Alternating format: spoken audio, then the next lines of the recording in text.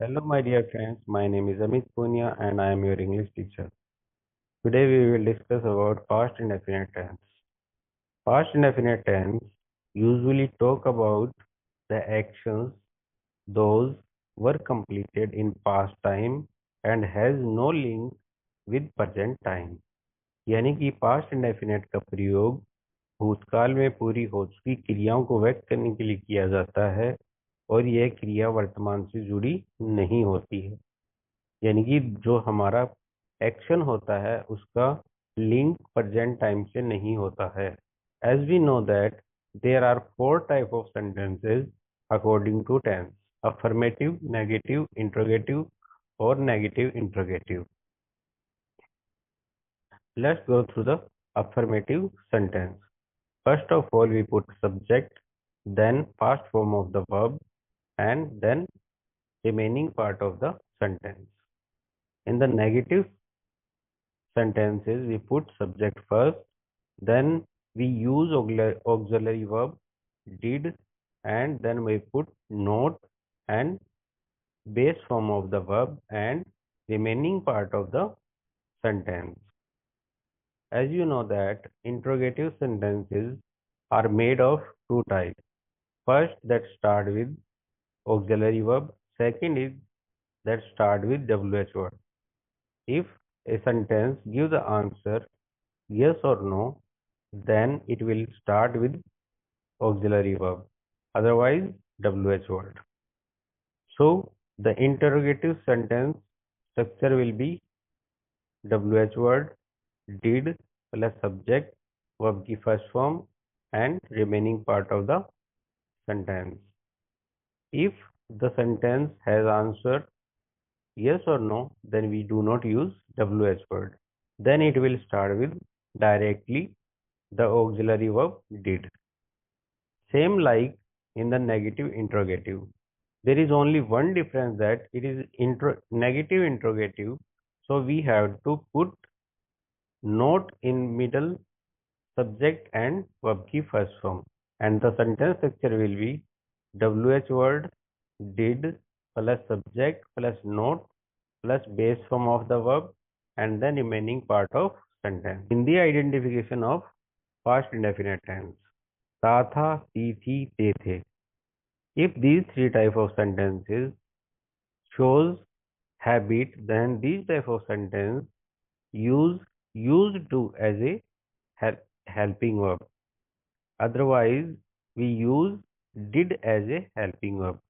If the sentence end with या, ई की sound, ए की साउंड या आ की साउंड पर फिनिश होते हैं तो ऐसे सेंटेंसेस पास्ट इंडेफिनेट की कैटेगरी में रखे जाते हैं. वन मोर पॉइंट दैट दोस्तों, जैसे कि वह बाजार गया, वह स्कूल गई, बच्चे पार्क में खेले, मैं कल देर से उठा, हमने एक खाना बनाया. तो these sentences are ending with या, ई, आ या इनसे खत्म हो रहे हैं, लेकिन इनके एंड में न तो है आ रहा है, न था थे थी आ रहा है और न ही गागेगी आ रहा है. तो ऐसे सेंटेंसेस पास्ट इंडेफिनेट की कैटेगरी में रखे जाते हैं. सिंपली मैं कहूँ तो ऐसे सेंटेंसेस जो यूज टू से शुरू होते हैं और उनके बाद वर्ब की फर्स्ट फॉर्म आती है, वे किसी न किसी पास्ट हैबिट को दर्शाते हैं. और सिंपल सेंटेंसेस जो वर्ब की सेकंड फॉर्म से शुरू होते हैं और ऑब्जेक्ट और फिर रिमेनिंग पार्ट जिनमें होता है, वे सेंटेंसेस पास्ट इंडेफिनिट टेंस के वे सेंटेंसेस होते हैं जिनके द्वारा क्रिया दर्शाती है कि कार्य पूरा हो चुका है और उसका वर्तमान से कोई भी लिंक नहीं है. वह बाजार गया, वह स्कूल गई, बच्चे पार्क में खेलते थे, मैं कल देर से उठा, हमने खाना बनाया. तो these all sentences are ending with या, ई, आ, या. So these type of sentence will be categorized in past indefinite tense. Let's move on. Past indefinite tense negative. वह बाजार नहीं गया, वह स्कूल नहीं गई, बच्चे पार्क में नहीं खेलते थे, मैं कल देर से नहीं उठा, हमने खाना नहीं बनाया। तो देखिए दोस्तों, इन सभी में क्या आ रहा है? नहीं, क्योंकि ये नेगेटिव वाक्य हैं, इसलिए इनमें नहीं आएगा। और जो हमारी क्रिया हैं, जैसे गया, गई, खेलते, उठा, बनाया, ये सब किससे एंड हो रहे हैं? या, ई की मात्रा से, या आ की मात्रा से खत्म हो रहे हैं। तो ऐसे सेंटेंसेस पास्ट इंडेफिनिट की नेगेटिव कैटेगरी में रखे जाएंगे। इसी तरह पास्ट इंडेफिनिट इंट्रोगेटिव सेंटेंसेस में क्या होता है दोस्तों? अगर क्वेश्चन का आंसर हाँ या ना में निकल रहा है तो वो सेंटेंस क्या से शुरू होगा? और अगर ऐसा सेंटेंस जो क्वेश्चन वाला तो है लेकिन वह कोई पर्सन पूछ रहा है, कौन, क्या, किसे, क्यों, इन सब का आंसर हमें देना पड़े, तो ऐसे सेंटेंसेस को हम पास्ट इंडेफिनिट की इंट्रोगेटिव कैटेगरी में ही रखते हैं। लेकिन इन दोनों को बनाने का तरीका थोड़ा सा अलग होता है।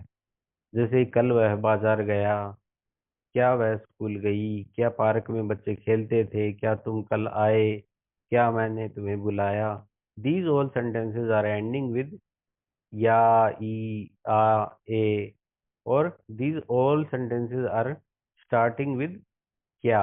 So these are type of sentences have answer. Here this past indefinite tense negative interrogative sentences starting with kya or otherwise have, kya, क्यों इत्यादि in the middle of sentences and end with या, ई, ए। जैसे कि क्या वह बाजार नहीं गया, क्या वह स्कूल नहीं गई, क्या बच्चे पार्क में नहीं खेले, क्या तुम कल नहीं आए, क्या मैंने तुम्हें नहीं बुलाया। All these sentences are ending with या, ई, ए, थे। So these type of sentences are categorized in negative interrogative because these are negative, because we are using not, यानी कि हिंदी में बोले तो नहीं, are used in between the sentences. So these type of sentences are negative interrogative. Now let's have some translation exercise. We will go through first affirmative sentence. मैंने अपना गृह कार्य पूरा किया। यहाँ पर दोस्तों हमारा सब्जेक्ट है मैंने, यानी कि आई। और जैसा कि हम जानते हैं ये एक अफर्मेटिव सेंटेंस है, तो सब्जेक्ट के बाद हम वर्ब की सेकंड फॉर्म का यूज लेते हैं। पूरा करना को कहते हैं कंप्लीट, और इसकी सेकंड फॉर्म हुई कंप्लीटेड। और हमने क्या पूरा किया? माई होमवर्क, यानी कि यह हो गया हमारा ऑब्जेक्ट। तो कंप्लीट सेंटेंस बना I completed my homework. Next, उसने कल रात खाना बनाया। उसने यानी कि लड़की है, तो हमारा प्रोनाउन होगा सी। उसके बाद खाना बनाना को बोलते हैं कुक, तो उसकी सेकंड फॉर्म कुक्ड। और क्या बनाया? डिनर, ये हमारा ऑब्जेक्ट हुआ। और टाइम एडवर्ब लास्ट नाइट, तो बन गया सी कुक्ड डिनर लास्ट नाइट। उन्होंने मैच जीता। उन्होंने, इसको इंग्लिश में कहेंगे दे। जीतना विन होता है और विन की सेकंड फॉर्म वॉन। और क्या जीता? द मैच, ये हमारा ऑब्जेक्ट हुआ। तो सेंटेंस बन गया दे वॉन द मैच। इसी प्रकार दोस्तों we will go through negative sentences. मैंने अपना गृह कार्य पूरा नहीं किया। देखिए दोस्तों, ऊपर हमने अफर्मेटिव वाक्यों में मैंने पढ़ा था मैंने अपना गृह कार्य पूरा किया। इसमें और उसमें सिर्फ एक ही डिफरेंस है कि यहाँ पर नहीं का इस्तेमाल भी हो गया है। तो यह एक नेगेटिव सेंटेंस है जिसमें हम सब्जेक्ट के बाद डिड लगाकर नोट लगाएंगे और वर्ब की फर्स्ट फॉर्म से चालू करेंगे। जैसे कि मैंने को आई लिखा, फिर डिड नॉट लिखा। पूरा करना को कंप्लीट कहते हैं, इसलिए कंप्लीट लिखा जो कि base form of the verb है। और क्या किया? माई होमवर्क, जो हमारा ऑब्जेक्ट है। तो पूरा बन गया I did not complete my homework. उसने कल रात खाना नहीं बनाया। Same is here because the sentences we have looked in the affirmative sentence, and there is only one difference that it has nahi in between the in the sentence. So it is a negative sentence, then it will start with subject C, then we will put did, and then after not and base form of the verb खाना बनाना जिसको कहते हैं cook. So we will put cook and then dinner, that is our object, and last night is our adverb, time adverb. Now it will be she did not cook dinner last night. उन्होंने match नहीं जीता.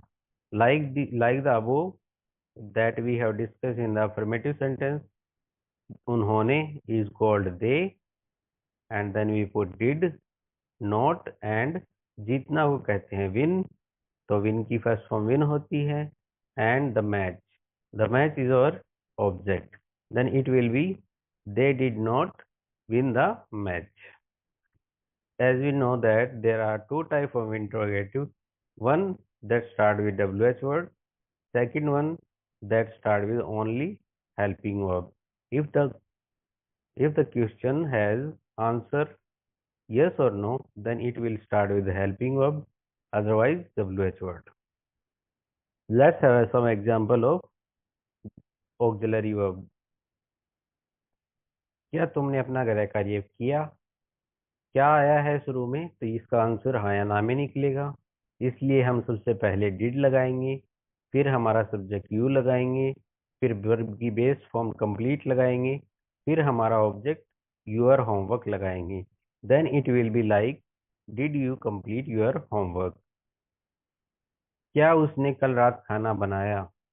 क्योंकि यह एक interrogative sentence है और इसका answer हाँ या ना में निकलेगा, तो हम इसकी शुरुआत करेंगे डिड से, फिर हमारा सब्जेक्ट लगाएंगे सी, और पकाना को कुक कहते हैं तो कुक लगाएंगे. क्या पकाया? डिनर, जो हमारा ऑब्जेक्ट है, और लास्ट में क्या लगाएंगे?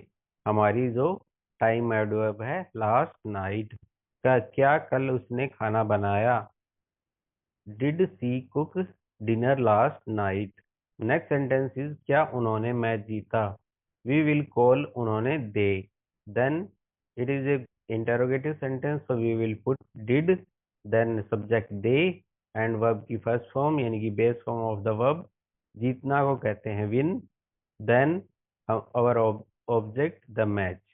So it will be like did they win the match. Like this, there is only one difference, that in negative interrogative sentence, that there we will put not after the subject and before the main verb. So this will be like interrogative sentence, and there is only one difference, that these type of sentence has nahi, or you can say not. Now we will see some WH word interrogative sentences. What is the difference between WH word and auxiliary verb interrogative sentence? Because auxiliary verb sentences are having kya in the starting of Hindi sentence, but WH word sentences has kya, क्यों, किसने, कब in the middle of the sentence, and they do not say only yes or no answer, they explain something, so they will be WH word interrogative sentences. तुमने कल क्या खरीदा?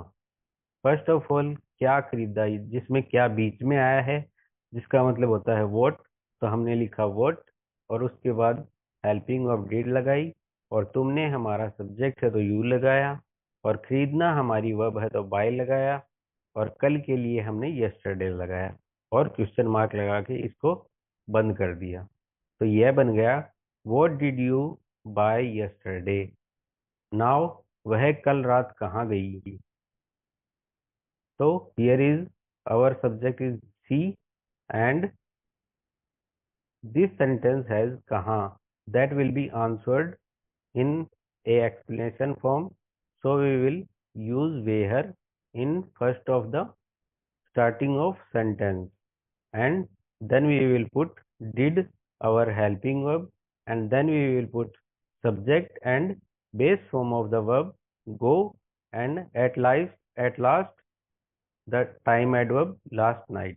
Then it will be like where did she go last night. तुमने कक्षा में भाग क्यों नहीं लिया? तो तुमने को कहेंगे यू और क्यों को कहते हैं वाई। तो हमने लिखा वाई, फिर हेल्पिंग वर्ब डिड, फिर हमारा सब्जेक्ट यू, फिर हम नहीं का वाक्य है इसलिए नॉट, और भाग लेना को यानी कक्षा में उपस्थित होने को कहते हैं अटेंड। तो अटेंड की फर्स्ट फॉर्म अटेंड होती है, एंड द क्लास हमारा ऑब्जेक्ट। तो why did you not attend the class. Next है तुम कल कहाँ नहीं गई। तो यहाँ कहाँ बीच में आया है, that's mean it start with WH word. Where कहाँ को कहते हैं where, and helping verb did, then subject see, and it is negative, so we'll put not here, and then we'll base form of the gaya yani ki go, and our time adverb yesterday. So it will be like that, where did she not go yesterday. All these type of adverb showing that the sentence will be in past indefinite tense. There are some Hindi to English translation exercises. Please go through it and try to translate these sentences Hindi to English according to explanation that I have given you. So it's enough for today, and we will meet in next video. Thank you.